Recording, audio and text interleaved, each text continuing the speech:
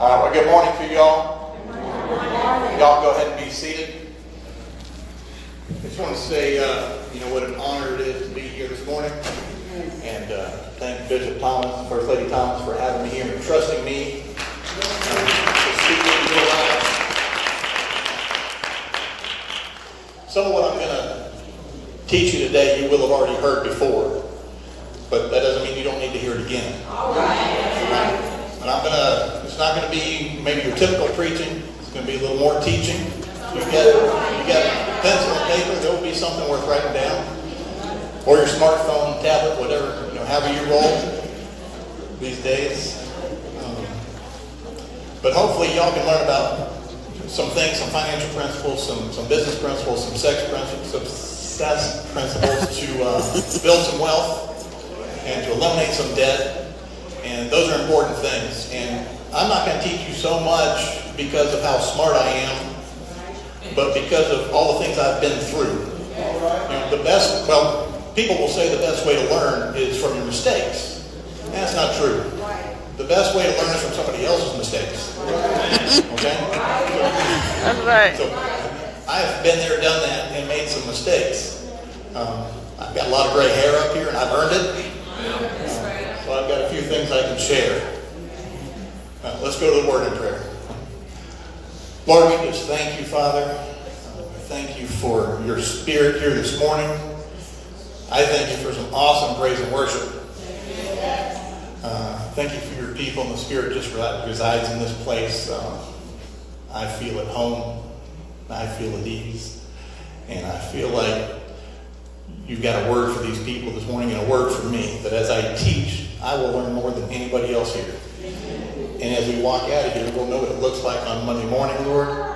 We'll be able to apply it, and we will stay motivated to stay after it day after day. And when we fall down, we get back up and we keep pressing. This, Lord, I thank you for the opportunity. I ask you to give me divine recall of what's been studied. Let every word that comes out of my mouth speak to somebody here, Lord. If I mess something up, you fix it on the way to their ears. And I appreciate it. And we just thank you and we love you and we honor you, Lord, in Jesus' name. Amen. Amen.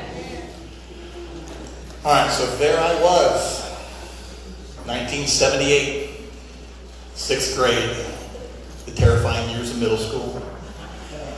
5th grade, you're king of the hill. 6th grade, not so much. Reality check.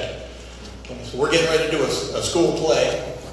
And I'm standing backstage looking out on an audience about like this, maybe 120 of the most terrorizing middle schoolers you'd ever want to see. And I've got to step out there and do my thing for this play.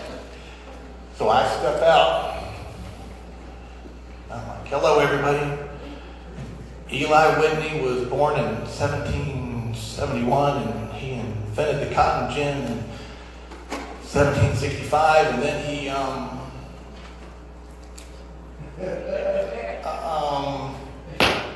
and here's the teacher down here, like, here's your line.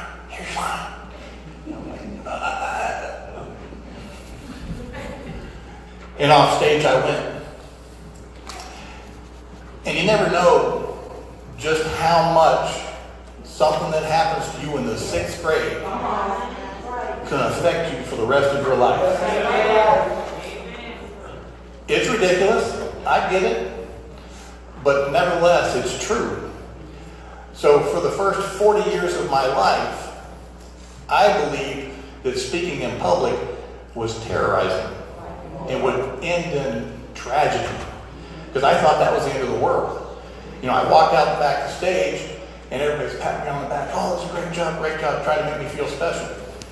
I felt special, all right. It wasn't a good kind of special. So, I just thought the world had come to an end. But the enemy would use something like that, an impressionable thing that happens to us in our lives to hold us back from what he wants us to do. Right. Today's going to be a lot about communication and your voice, and the voice that people need to hear, because you've got a story that needs to be told. Amen. I had a story that needed to be told, and I didn't tell it for 40 years because of that thing. Okay? And the enemy is subtle, right? The Lord says he's the most subtle beast. Yes. Okay, so what I thought happened was that I froze on stage for 5 minutes. And I thought that all of my peers laughed at me and thought I looked stupid.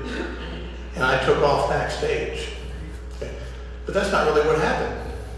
What really happened was I forgot one sentence of the play that probably nobody else there knew I was even supposed to say. Okay.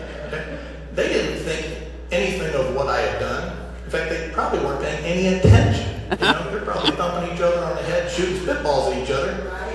And sometimes we think more highly of ourselves than we ought. And we project onto other people their feelings about us when they're not even thinking about us. And that's how the enemy will subtly use pride, in which you can confuse for self-confidence. And then nobody's even thinking about you, but you're so worried about pleasing everybody else and not worried about pleasing God. We get caught up in doing good things and not God things, and not staying focused on what we're supposed to be doing. So, the enemy stole that dream from me for 40 years. But we have a moral obligation to chase after our dream. Okay? God's given you that dream, that burning desire in your heart, and I don't care what it is. It's spiritual. Okay? The church often, people think of Sunday morning and what happens on Sunday as being spiritual. That whoever's standing behind the pulpit is spiritual. No less spiritual is the truck driver or the construction worker who's working with his hands and loves it because that's what God made him. And if he's out there, I don't know if you guys ever watched or paid attention to a semi-truck driver back a semi-rig into a tight spot. It's an amazing work of art. It's worship for him. Because he is doing what God called him and built him to do. And it is no less spiritual when he's walking in his gift and doing it as unto the Lord. And really, we have the biggest opportunity to minister in the marketplace than we do here. Here, most of the time, we're preaching to the choir. It's on Monday, the rest of the week that we've got the opportunity to be effective. When we don't chase after our dreams die. So where's the richest place on earth? Is it not Fort Knox? No. It's the graveyard. Because there are all those dreams that have died. The books that haven't been written. Songs that haven't been sung or written. The plays not written. The inventions not invented. The business is not built. Okay? The love not shared. It's not all about the finances. The love not shared. How many times do we wait and we wait and we wait to express ourselves to someone who needs to be hearing what we have to say? You don't know what that kind word or that love shared with somebody and how it can change somebody's life. You don't know what they're going through, but we get to be shy and we don't want to speak out. Not only just communicating in front of large groups, but communicating one-on-one with people in the marketplace, just to share the love of God. Because we get self-conscious, we got to get out of that. Right. Because everything that we do matters. Right. Everything that we do or don't do matters. Not only for today, not only for you, but for everyone and forever. Okay? There's a talk that Andy Andrews gives on the butterfly effect. Anybody seen that? About George Washington Carver. Fantastic. You've got to look that up on YouTube, okay? Andy Andrews, the butterfly effect. And basically it's about a guy who gets the Man of the Year award, and Andy Andrews thinks about it for a minute and says, well, he doesn't really deserve the Man of the Year award because he developed some hybridized wheat that has fed and saved billions of people across the world because it's an arid-resistant wheat.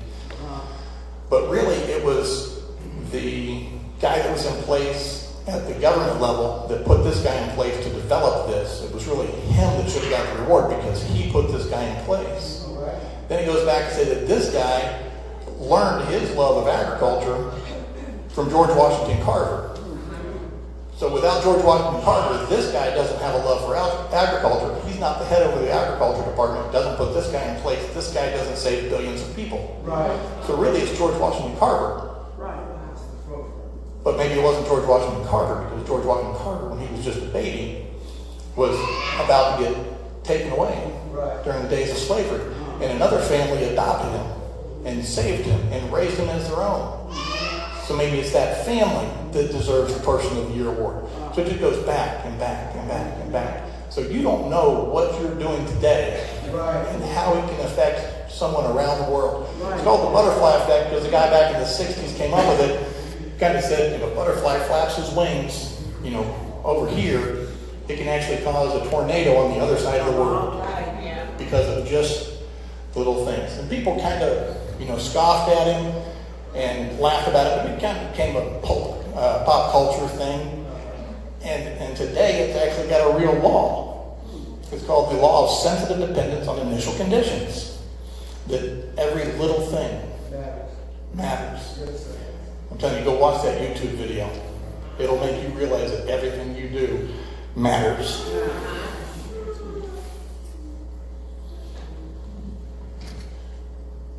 Okay, so in order to get perspective and move forward towards our dreams, that's what we're talking about, is taking action. How do we make this happen? We all know what to do. How do we get ourselves to take action? Well, we have to amplify the positive and turn off the negative. Okay? All those signals are self-talk, all of that sort of thing. Let's take a look at Adam and Eve, back in the beginning, okay? Let's take a look at Genesis 2, 16 to 18. And the Lord God commanded the man, saying, of every tree of the garden thou mayest freely eat, but of the tree of the knowledge of good and evil thou shalt not eat of it. For in that day thou shalt eat thereof, thou shalt surely die. And the Lord God said, it is not good that man should be alone. I will make him a helpmeet for him. There's my problem right there. I'm not saying that God ever makes mistakes. But if I were doing things, I would have created the woman before I gave directions. I mentioned this to God, and I think first time I audibly heard it, he was like, my bad. I'm like, really? Men don't follow directions. We can't ask directions. We open the box. We open the box, toss the directions, and go to work. Try to put it together. We're driving down the street. We're lost. The wife's in there. Why don't you stop and ask directions? No, I know where we're going. I can. 20 minutes later, your wife has to roll down the window, ask directions next to the neighbor, and figure out where you're going. Because you're just not going to do it. So I do not understand. And it's bad because Eve takes the rap for this thing, right? She wasn't even there for the instructions. So Adam probably got it wrong when he told her. So let's move on. Let's go to Genesis 3. Sorry, guys. That's how I see it. Guilty as charged. So in Genesis 3, 1 and 3, it says, now the serpent was more subtle than any beast of the field which the Lord God had made. And he said unto the woman, yea, hath God said, ye shall not eat of every tree of the garden. And the woman said unto the serpent, we may eat of the trees of the garden. Okay, well, God said initially, am I on now? My hands free.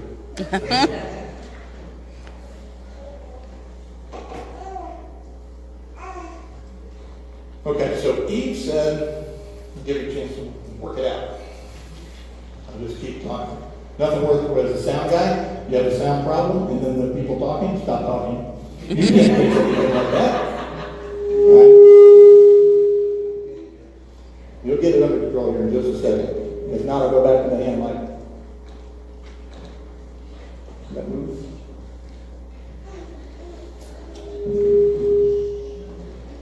So be patient or try the hand mic.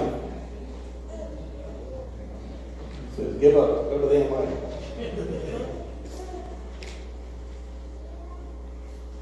Hello. Okay, back.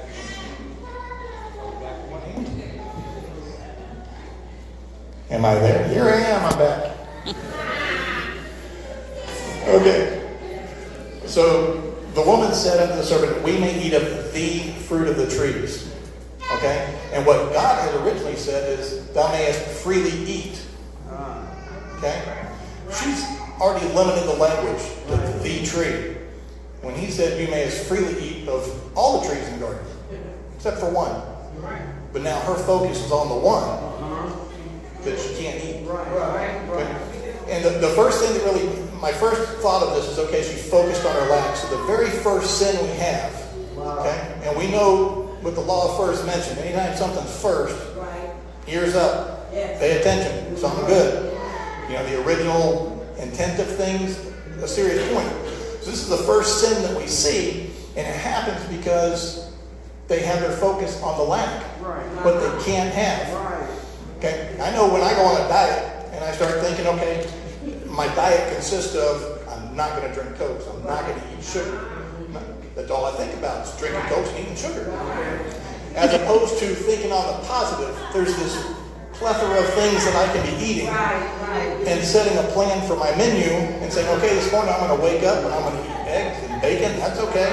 I'm just not going to have the muffin. Okay? And for lunch, I'm going to have a hamburger, but I'm not going to eat the bun. You know, these kind of things. But you focus on the positive, what you can do, what you can have, and then there's no room for the negative. But if you don't make a plan, if you don't have a thought of the positive, you have that void. Anytime you have a void, Satan's going to fill it with something not good. I can promise you that. Same thing. When you focus on anything that gets your attention, it usually gets done. Okay? Right. If you're roller skating or snow skiing, wherever you look, wherever you focus, that's where you're going to go. Right. Even when you're driving, you want to look out in the distance, not down straight at the road. I was driving just the other day. I'm turning the corner, kind of a malfunction junction for us in Tampa, and my left tire hits the little bing, bing, bing, bing, bing. And I'm thinking to myself, get off the little knobby things that drive me crazy. So I'm looking at them, and I'm trying to steer just a little bit to the right and get off of them. My tire stays right on that line. And then I just picked my head up, and the car came into the middle. And it just really set the point here. Whatever you're looking at is going to get done, good or bad. So don't focus on those things you can't do. Don't focus on things you need to stop. You fill your time up with what you need to be doing. There's no room for the rest.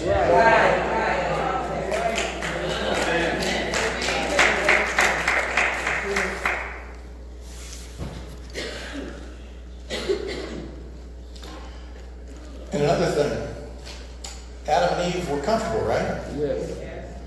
When we get comfortable, we take our foot off the gas, right? We quit pushing. It's so critical that we keep our foot on the gas. Right? Tell your neighbor, keep your foot on the gas. Keep your foot on the gas. As soon as you let up, something bad's going to happen.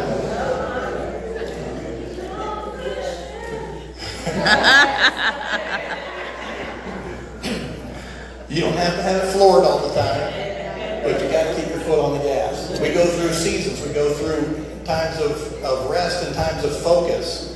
A lot of people talk about having a balanced lifestyle. I want to be balanced. Balance doesn't get you very far. You need seasons. Okay? You need to be focused and rest. Focus and rest. Balance doesn't lead you much of anywhere. So I said before, why am I talking about public speaking, communication? Because that's where the enemy can gain the most territory. Okay? And all poverty is a result of spiritual warfare. When I first heard that, I'm like, I don't like alls and nevers. Alls and nevers, I just kind of stay away from them. I'm a middle of the road kind of guy. So when I hear something like that, I'm like, wait a minute. But it's really true. All poverty is a result of spiritual warfare. So I think we all agree that there's a problem, in the world and certainly in the country with wealth inequality.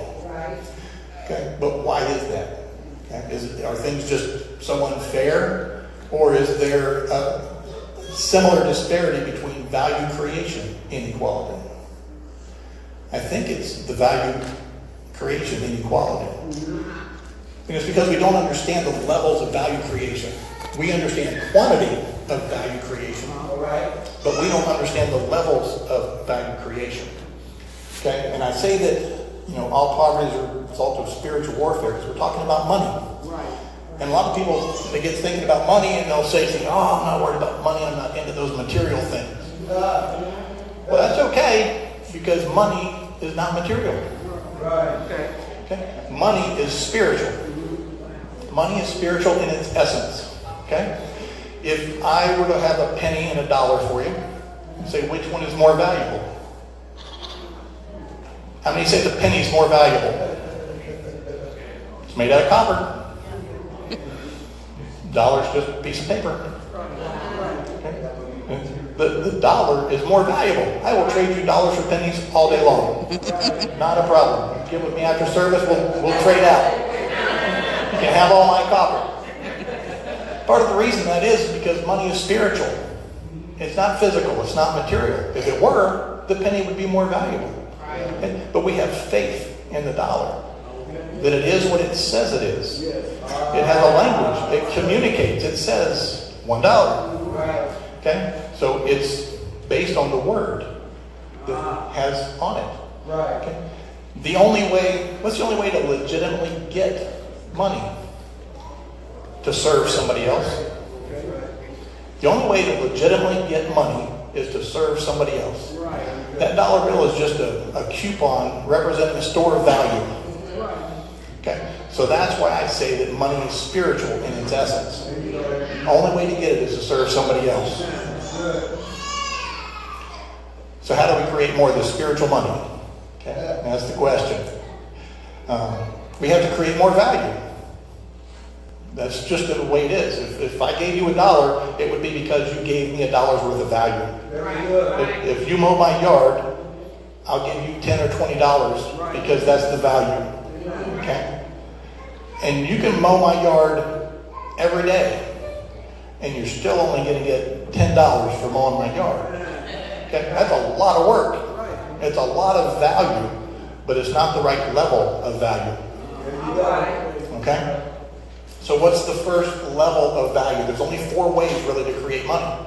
That's it, just 4.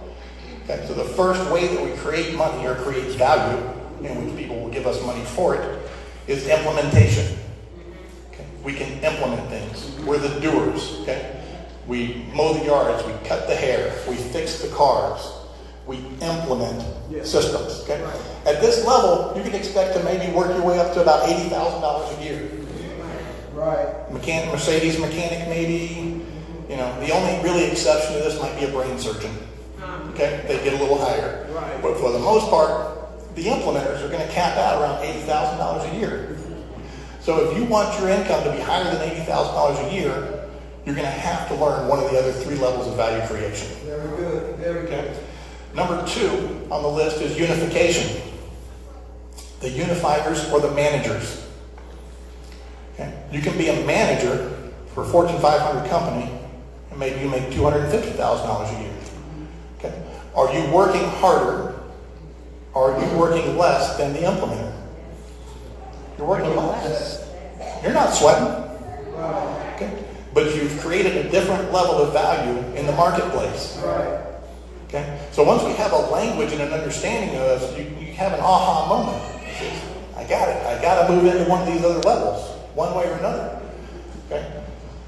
And what I think is the most important level, it's not the highest level, but I think it's the most easily attainable level for anybody, is communication. Okay. Communication is number 3.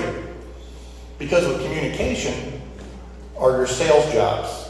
And sales can be some of the highest paying jobs out there if you're going to have a job, which I'm not a big fan of, but if you're going to have one, sales is a good place to be. And most people, 97% of the population, don't like to sell. It's right up there with public speaking. I don't want to sell. I don't want to sell.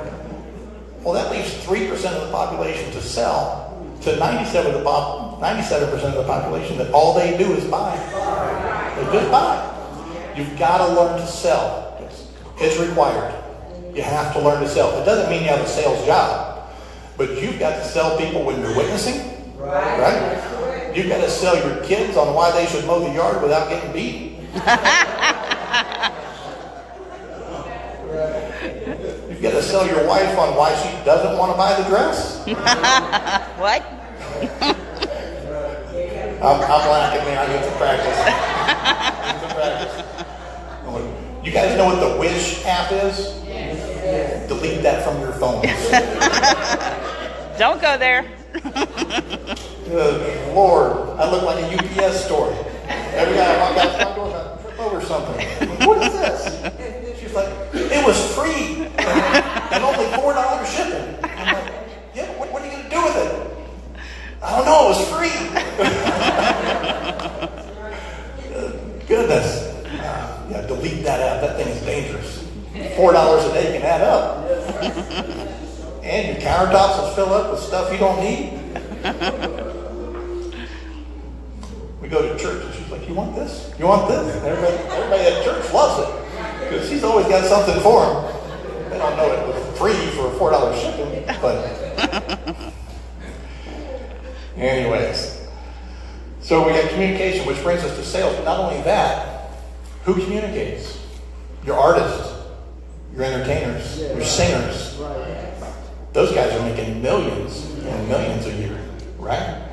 The guys that can communicate ideas, not from head to head, but from heart to heart, those guys are making big money.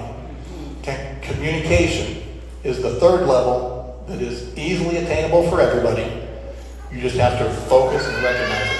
And you can build on top of these things. So as you have a job that you're an implementer, you can recognize that unification is the next step level to income and work to work yourself into a management position and understand why you want to do it. And your communication skills will enable you to get there. Okay? If you can communicate to your boss why you should be a manager, you've got a better chance of getting there. Okay? Now let's talk about, take a look, communication. You've got, I think of Oprah Winfrey. All she does is talk. Okay? And just for talking, she was multi-millionaire, right? But she went to level 4. Value creation level 4 is imagination. Okay? Bill Gates, Steve Jobs, imagining a new world. Okay? Bishop Thomas, imagining this neighborhood the way it can be when other people don't see the vision and you do. Okay? Amen. Imagination. So Oprah took her millions and turned them into billions because she went to the imagination level. So why do I want to talk on TV on somebody else's network? Why don't I just get my own? No pun intended.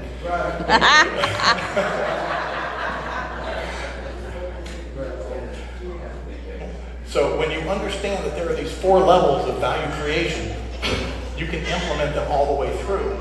Recognize that even as you're an implementer, if you can use your imagination to be more creative in the way that you implement, you're going to up your game. Okay? Use your imagination about how you can, just a simple thing like mowing yards. That's where I started when I talk about starting at 10 years old. I had a paper route and I mowed yards when I was 10. And I collected aluminum cans. I was like Michael J. Fox when I was 10. Just all about making the money. Okay? But you learn some things there. Hey, I can only mow so many yards a day. Let me use my imagination, get creative. Okay, I can get Bobby to mow some yards and I'll pay him $5. I'll keep the 10. Always thinking. People will be physically diligent in order to maintain their mental laziness. Wow. People will maintain their physical diligence, in order to stay mentally lazy. Don't we? I say people, me too. Don't feel like I'm throwing any stones because, like I said, you're here to learn from all my mistakes, and I got a lot of them piled up. Okay? Because I worked hard for a lot of years before I realized how to work smart. I do both now. I work smart and hard. Don't get me wrong, hard work's a good thing. It's not going to ever steer you in the wrong direction. But you've got to be aware of what you're doing. You've got to have a language for what you're doing so that you can understand it. I'm real big on being self-aware. Okay? I know where I'm good. I know where I'm not good. I know where I need help. I'm a little stubborn sometimes. Don't always ask for that help. But when it goes goes south, I know why it went south. Okay? I know sometimes I like to pray and ask God, Lord, back in this situation, this guy did me wrong and it didn't go well. Then next year, this thing happened and this guy did me wrong and it didn't go well. Lord, why are you doing this to me? And he's like, well, let me ask you something. Who was present at the scene of the crime? Every time. Well, I guess I was. Okay, so sometimes we've got to take the blame. We give the devil too much credit sometimes. Get sometimes, all the time. But he's a nice scapegoat. Make you feel better about yourself. You must be after something important if God's attacking you so hard, right? I'm so righteous, the devil's on me all the time, making me broken. I must have a work that's so important. Angels surround and protect me. Sometimes we're just not thinking. We think, but we don't really think. When's the last time you had scheduled in your day 30 minutes to think about a way that you might create some more wealth, a way that you might whittle down some debt, a way that you might do whatever? Just get creative. Lock yourself in a room. Hey, you got prayer time. Maybe you're alone then, but you're not thinking. You're praying. You're trying to say fancy stuff to God to get Him to do things for you. If you get the words just right, then it's all going to work out. It's not about getting the words right. Okay? God says that He's given you the power to obtain wealth. He didn't say I'm going to drop it in your lap. Right? He feeds the birds, but He doesn't run around dropping worms in their nests, right? Okay, so most of what you need, God will give you. Okay? He'll give you manna in the desert. I don't want to eat manna in the desert all the time. Okay? So most of what you need, God will give you. Most of what you want, you're going to have to go after. Okay? But He's going to give you access. He's going to give you strength. He's going to give you the power to do it. But you've got to walk it down. Walk it out.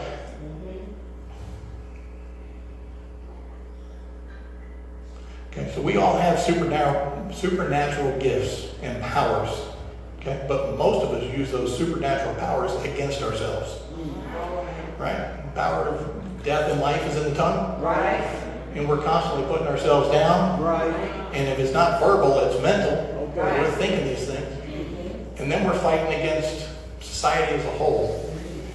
Teaching us that, one, that it's not righteous to be rich. Yeah, I say rich. Yeah, rich is good. Okay? I mean, I've been poor, I've been rich, I've been poor again, I've been rich, I've been poor again. I like rich a lot better.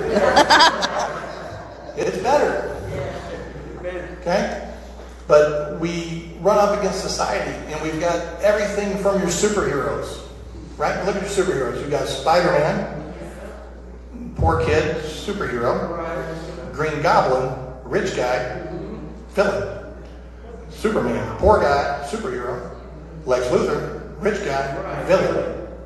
Okay, on and on. Now you might say, well, what about Batman and Iron Man? Okay. They don't have superpowers.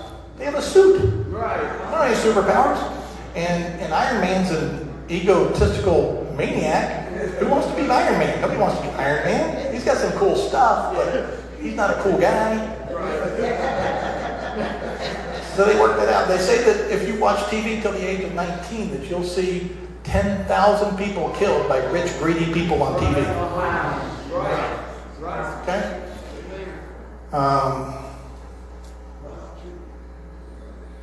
I don't even want to get into the public education system. The public indoctrination system. Where they just teach you to stand in line and listen and memorize a few facts and not learn how to learn, not learn to love learning, not learn to take risks, not learn to go for no, the things that work. They train you. The public education system was developed in the Industrial Revolution, designed to get you into a factory, work and do a good job, work hard, work 40 years, take your retirement and move on. That does not work anymore. Okay? It's not about going to school and memorizing stuff. We think that the purpose of learning is knowing, but that's not the purpose of learning. The purpose of learning is mastery. Okay? We've got to learn and dive into something and master it. We tend to think that because we know something that we've mastered it. There is a big, big difference between knowing something. You can know about something. I can tell you one time and you know about it. I can tell you how to play golf, but until you put a golf club in your hand, you don't know how to play golf. And I put a golf club in my hand for 49 years now, and I still don't know how to play golf.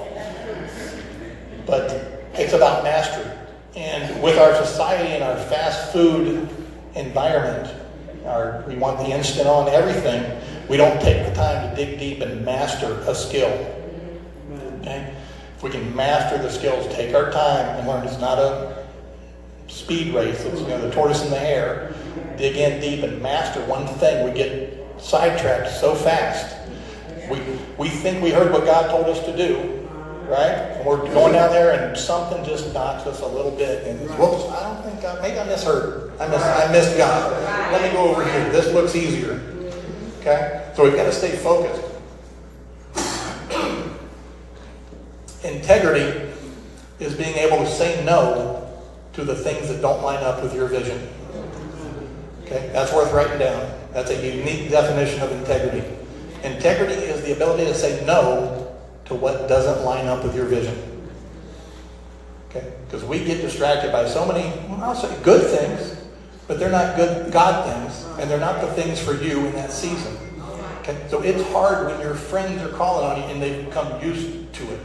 They expect you to be there for them. Right. And you've set a goal to, let's say you're going to lose some weight, you're going to go to the gym. So you put that on your schedule. And then somebody called you and said, do you have anything to do? I need help doing this. So, no, it's just the gym. I'll come help you. Okay? Well, that doesn't align with your vision for what you're doing. You've got to be able to say, no, I'm sorry, I have an appointment. Okay? And keep that appointment. That's the only way you can stay focused and get to the level of success that we all desire so that we can help other people. When I'm up in my finances, I love to be able to help people. I get calls from people, hey, this pastor's starting a new church and his car just blew up and he's really down, he needs a new vehicle. I'm like, I'll take care of it. And, I'll put some in. I'll call a few of my friends and say, listen, guys, I need $200 from each of you. We got a guy who needs a car. I'll be by to pick up a check. And I drive around, pick up the checks, and I go buy the car. Okay? That is fun. That is fun stuff. I don't care about big houses. I do like to go eat some good food. That's no secret. I do like to eat some good food. And it's nice when you're in a position you can go into a restaurant and sit down and you're not looking for the chicken breast. Right. You can look for what you want to eat. Right. There's nothing wrong with that. Okay.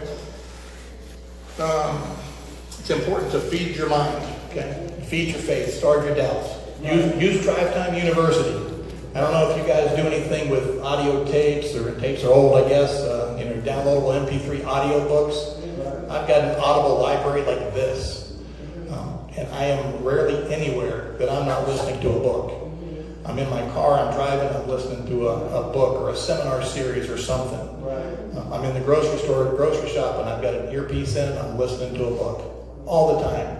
You can pick up the education of a 4-year degree in about a year and a half or two of just driving around and listening to stuff in your car. And you've got to feed that stuff because society is bombarding us through TV, our negative friends, and everything else. It just wears on you. And you've got to, if you don't have a plan to fight back, you're going to lose.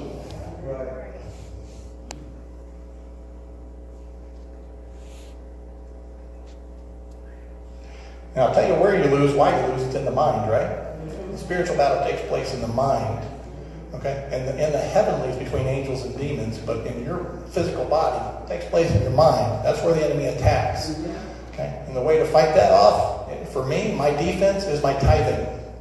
Okay? My giving is my offense. My tithing is my defense. That keeps the enemy out of my head. The Lord says he'll rebuke the devourer for my sake if I tithe.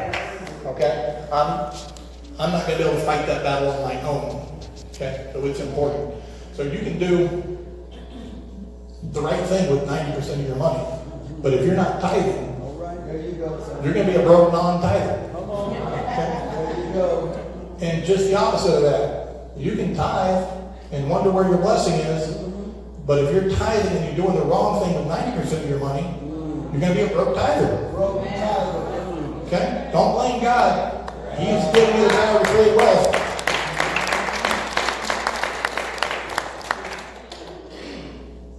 So I talk about, getting your mind fed. I don't want to confuse this with the power of positive thinking or the power of intention. Those movements have a measure of truth, for sure. Absolutely. But what happens is they mix it up with a bunch of new age hooey. Right. And what it is you can't create anything out of thin air by thinking about it. You can't power and intention $1 million in your bank. But what you can do is you can use the power of intention and positive thinking to elevate your faith to a point that you'll take action. That's right. On that thing that you've been apprehensive about. Okay, so in that way, it absolutely works. Right. Okay, so you've got to feed your mind with positive thoughts, have intentions, have a vision, have goals. Okay, because it matters. It matters big time, and I'll show you here in a minute. Yes. Okay, the only thing you can think into existence is faith. Take action on the dream that you have. The faith to replace the anxious apprehension of the outcome you don't desire with the joyful anticipation of the outcome you do desire. Okay? We have to replace that anxious apprehension. What does apprehension mean? To apprehend to somebody, to stop them. Okay? When you're feeling apprehensive about something, you're paralyzed. You can't move. You're stuck. I know I've gone through times in my business that were just horrific. Okay? And you wake up in the morning and you're just thinking, I can't get out of bed. I don't know if I'm the only one that's ever been there. Okay? But you just can't move. And my wife turns to me and says, are you sick? I don't think so. I wish I could fake sick. This is not high school anymore. I just don't feel like getting out of bed. And then you finally get out of bed. And good or bad, I've always worked for myself, owned my own company. So if I want to stay in bed till 10 o'clock, I can. Nobody's going to fire me. Right. Not necessarily a good thing. Well, the wife might fire me. She'll kick me out of bed. I don't care what you feel like. Get going. But, I've been through those times. And when your feet do hit the floor, you feel like you're wearing some kind of underwater scuba lead shoes. And you can just, literally, it is all you can do to move your feet across the floor to get to the bathroom and brush your teeth. Anybody been there? Yes. It is not a fun place to be. Okay? So you've got to have goals and a vision. I will tell you, when I've been in those times, the easiest way to get out of it is to, one, I would create an appointment for myself every morning at 8 o'clock. Right. No option. You have to get up and you have some place to go and do. You don't have to think about what you're doing. Have a plan. If you could get something scheduled early in the day that you have to get done, you have to show up, people are involved, it's a great place to get started. Yes. But if you don't have a vision, that's where it's all at. That's where it starts. I've got a great story for you here in a minute about vision. We're big on vision boards, okay? Within our life coaching teaching and just within our ministry, we're all about everybody in the church has to have a vision board. We'll kick you right out if you don't have a vision board. You got to bring photos of your vision board to get in the door. But, so we've got these things going on, but let me back up for a second. We create a vision and we walk out and we live our lives, and the word says that the joy of the Lord is our strength. Okay, so how do we maintain that strength in tough times, right? I've got a friend of mine that's a missionary, and he was in Guatemala? Sierra Leone. Sierra Leone with the suicide thing? I think so, yeah. Okay. He's working with villages in Sierra Leone, teaching them how to have better farming practices. And they had this village of all blind guys that were farming. And he taught them to make a string and post at the corners of their field and use bottle caps every 2 feet to mark. Then they could put the string on the post and go to the bottle cap and know that's exactly where to place the seed. That's exactly where to water. That's where to put the compost. And then move down to the next post and come across, and the blind guys are farming this field. And they grow this corn. They've got a great crop. And they're getting ready to go out and get the crop the next day. And the crop's devoured by monkeys. Monkeys ate the whole thing. I don't like monkeys anymore. They used to be cute. Don't like them anymore after this story. But my friend Philip said to them, how do you have such a good attitude the next day? Like, oh, well, we'll learn from this. We'll find a way to protect them next time. We'll do it again. And he said something to him. With some of the struggles you guys have here, what is your suicide rate? Because this friend of mine has actually struggled with suicide and depression. And he's the most together guy I know. He's got money in the bank to, I don't know where. He graduated high school with $50,000 in the bank. This guy's got his stuff together. But he suffered with depression because the enemy got into his mind. So he asked the question, what kind of suicide rate do you have? And the guy's like, what do you mean suicide? What is that? It's like, we don't even have a word for that. Once you described it to him, it's non-existent. In the worst conditions that we could imagine, these people don't think about suicide. Just a reality check, of how good we have it. Okay, so it's all about what's in your mind. Okay, when I'm doing, whiteboard on an easel or something, I've got a thing where take the word believing. Okay, and you can cross out a couple letters, and you've got be living. Okay? You cross out a couple other letters, and you've got be lying. Okay, so what you be living is what you're believing, even though you be lying. Okay? Good or bad?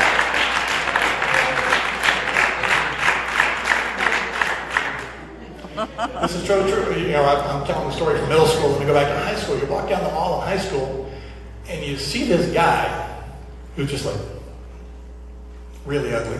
And he's got this hot girlfriend. And you're thinking, how did that just happen? Well, this guy believes he's good looking. Even though he be lying. Confidence is key.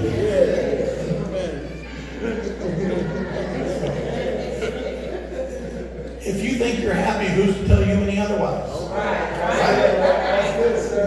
You can be happy right where you are. That doesn't mean you have to be satisfied. Okay? Let's take a quick look at the parable of the talents. How are we doing on time? All right. Take a look at the parable of talents, right? We've got y'all are sure familiar with it. The one guy gets 1 talent, 2 and 5.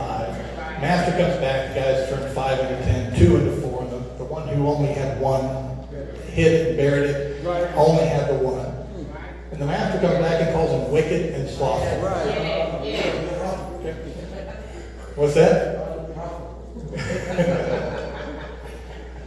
So, right there we learn that we have a moral obligation to do what we can with what we have. If we have 2, we need to be making 4. If you've got 5, you need to be making 10. Okay?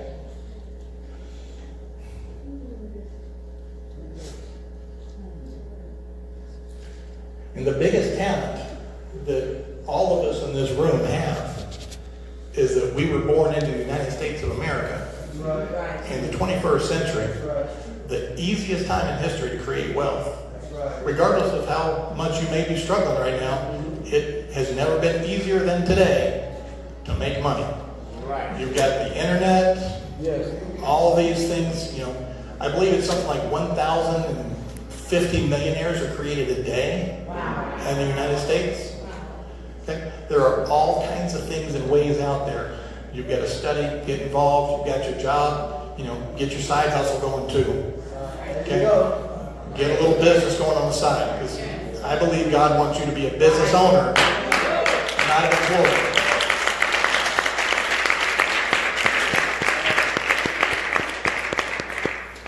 Very few people get rich working for somebody else. Okay?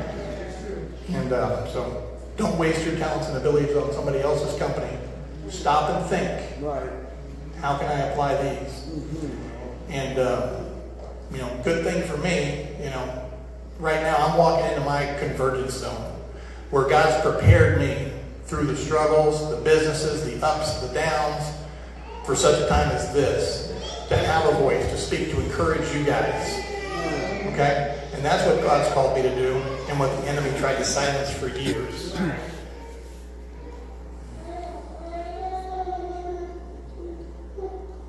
Okay? But if we're going to win this battle, okay, the battle against poverty, if you will, you've got to recognize that it is a battle.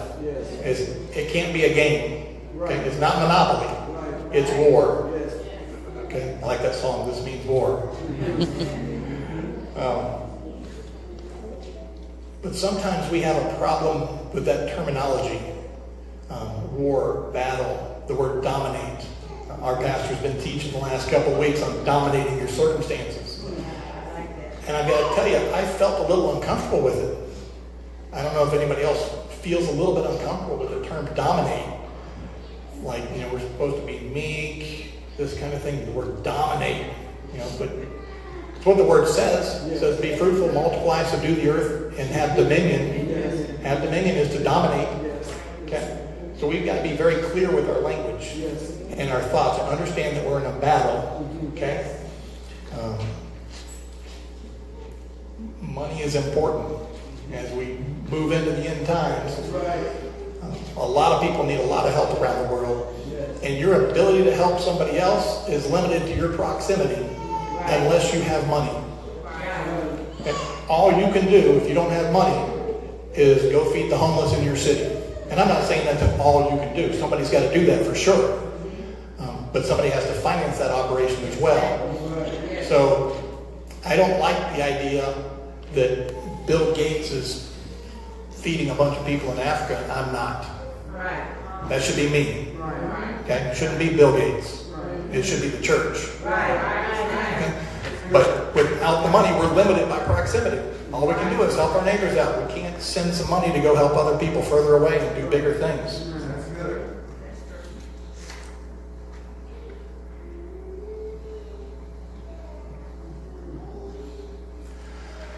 Okay? But it's important that we know we're in a fight and recognize when it's okay to fight.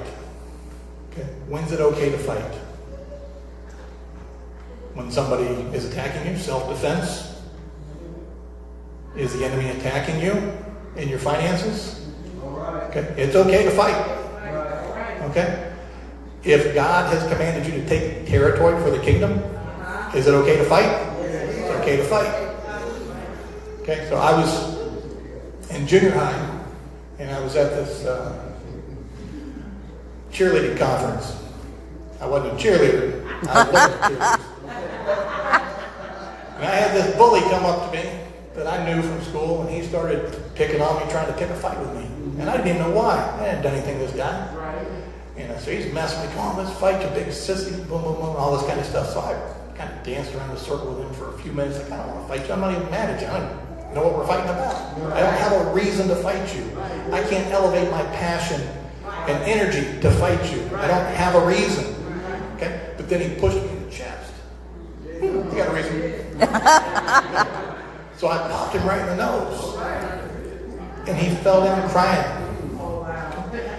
And that's the way the bullies are. They're all talk. That's the way Satan is. He's all talk. He's got no power. You know that. Okay? We've got to step in our place and know that the bully has no power. He's just got words. Okay? I think of David and Goliath. Okay? Talk about bullies. Okay? With no power. But I don't tell this story like everybody else does, because I've never heard David audibly, but I can imagine him.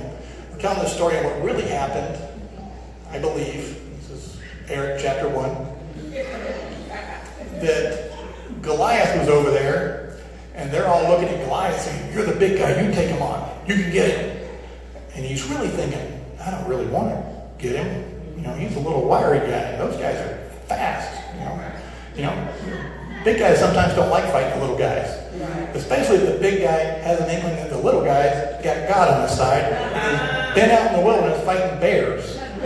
Okay? So I think Goliath was a little shaky, but like every bully, he's making a lot of noise. Right? So he goes out there because of peer pressure. He has to. What's he going to do? He can't go back and say, I'm afraid. David, on the other hand, is going out there, and we all tell the story that David's the underdog, right? David's like, I was not the underdog. Okay? Why do you keep calling me the underdog? Okay? Look at your neighbor and say, I'm not the underdog. I'm not the underdog. Okay? You are not the underdog. Don't act like it. Right. I think David's up there screaming at us all the time when we start telling this underdog story. He's not happy. Okay, real quick, I'm going to finish up here. I didn't teach this message today. I want to give you a couple bullet points for when I come back in a little while and teach again. This is what I'm going to teach. Okay. A lot of the stuff I taught you today, I learned, I read in books, I heard elsewhere, and framed it and taught it back to you. This one God gave it to me. Okay? So, if you're going to have a vision, step one is to identify your vision. Okay? There's going to be 7 steps for taking territory for the kingdom. Identify your vision. The second step is to establish a plan. Okay? Once you got that vision, you need to put a plan in action. Okay? Well, develop the plan. Okay? Next, you have to develop a routine. Okay? Routine sounds boring, but when you've got habits and routines, it frees up your mind to think about other things. Okay? You look at Mark Zuckerberg. You look at Jeff Bezos. They wear the same thing to work every day because they don't want to make one more decision. That's why they wear the same thing to work every day. T-shirt, jeans. I don't have to think about that. I can save my thoughts for something more important. Okay? So routine is critical. Then practice consistently. Okay? Master it. Don't just know it. Master it. Then measure your results. That which is measured is mastered. Okay? You don't take any measurements. You don't know what your progress is like. Okay? After you measure results, celebrate victories. Okay? You need to celebrate your victories for you, and you need to celebrate your victories for somebody else who's watching you. And you're going to be taking the same path that you're taking. They want to know it's possible. Right. Yes. That's the key. You know, I don't care about anything else. I don't care how much money I have. I don't care about what resources I have in my hand. Is it possible? Right. Okay, so if you're celebrating your victories, other people can see that it's possible. Yeah. Right. And number 7 is take your mountain. Basically, that is be who God's called you to be in that season. Okay, be the king over your sandbox. Okay, we serve a king and a kingdom, and we have a hard time wrapping our head around that because we live in a democracy. Okay, it's not the United Democracy of Christ. Okay, it's the kingdom. It's run by a king. He doesn't ask us to vote on anything. Okay, we spend half our prayer time counseling and consulting God. But he's the king, okay? He knows what he's doing. But likewise, he's created you in his image. Okay? And you are not the smartest mammal, right? You're not the smartest animal. You're not an animal at all. Okay? You are a spiritual being, manifest in a human body. Not unlike Jesus. Okay? God has set you to be king over your assignment, over your sandbox. Okay?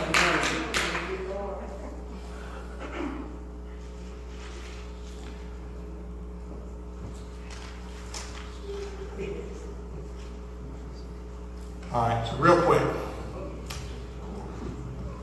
As I said before, we have a moral obligation to chase after our dream, to set a vision. Do we have PowerPoint available? Can I have the first picture, please? Okay, see this picture? Is this me and my wife in front of the Bellagio Hotel? It's photoshopped. It's photoshopped because it's on our vision board from about a year ago. Okay? Places that we wanted to go and see and do and travel. Okay? We started talking about vision a couple of years ago and setting vision boards, putting things on the refrigerator, writing stuff on the bathroom mirror, keeping it all in front of us all the time. I don't know exactly how it works, and I'm not here with some new age hooey. Okay? But that picture I see every day. Next slide. That's not photoshopped. Okay, that's me, my wife, and my son staying at the Bellagio for the last 3 days and seeing the family.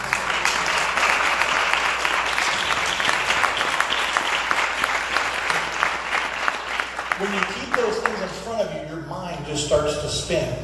How can you make that happen? Okay? And then God works with you to do His part. As long as you're willing to do His part, do your part. That's our problem, is we try to do God's part, and we want God to do our part. Okay? See, God works at even a higher level of value creation. And we don't like the sweat part of our value creation. So we're like, God, just give it to me. And He's like, I've given it to you. You just have to walk it out. Okay? One more picture. Okay? This is another picture. Our Photoshop skills are not that savvy. But they're not that bad. They're not that bad. They get the idea across, right? Okay, so here's a picture of us in front of a Christmas market in Germany. My wife said, I want to go to Germany. I want to see the Christmas markets. Okay? Do I have a next? I don't know if I have a picture of this one. But needless to say, within about 6 months, maybe 6 months of taking that picture, photoshopping it, putting it on the refrigerator, we were in the Christmas markets in Germany. Wow. Okay. Next picture. Okay, there's our family, not photoshopped, in front of the Eiffel Tower in Paris. Okay, we asked our son, tried to get him involved in this. Hey buddy, where would you like to travel? We're talking about traveling. We really want to go see some things. What would you like to see most? He said, I'd like to see the Eiffel Tower. I said, all right. So when we're giving our tithes, we're writing on the tithing envelope, Eiffel Tower, Christmas market, Las Vegas. As we're sowing our seeds, we're naming it and writing it on our tithing envelope. Okay? And there we landed at the Eiffel Tower. Do I have another picture? Okay, so I don't have any more, but there should have been more. Okay, we had, trying to think, the next one is Costa Rica. We've got our picture photoshopped in the rainforest in Costa Rica. Okay, and then we were just looking around the other day, checking out some frequent flyer points, and kind of the first place that our frequent flyer points pop up to equal being able to fly us to is Costa Rica. So Costa Rica is next on the list. But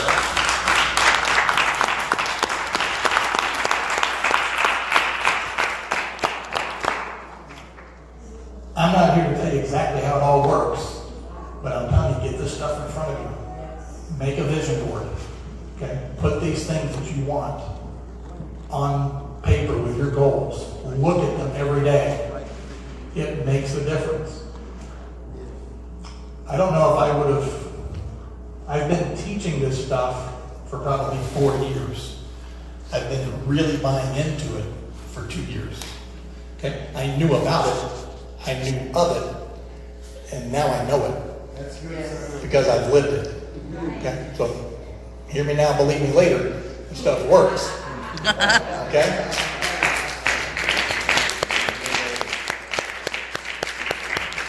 Okay, but real quick, what's the definition of sin?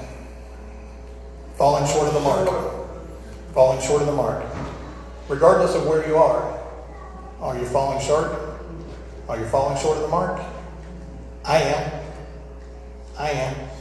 In a group like this, we don't typically deal with a whole lot of sins of commission. At least in theory, we shouldn't. Right? Okay. But where we struggle is the sins of omission. Right. Okay? So, I just want to encourage you to get after it. You've got somebody who needs your dream to come true. Okay? Not just for you, but for them. Someone who's going to follow in your footsteps. Somebody who needs your business to feed their business. Every day when I wake up, I always pray and say, Lord, put people in my path that have what I need and need what I have. Okay? So hopefully today I've had something that you need, and I know that you all certainly had something that I needed, and I so appreciate the opportunity. God bless you guys. It has been a blast.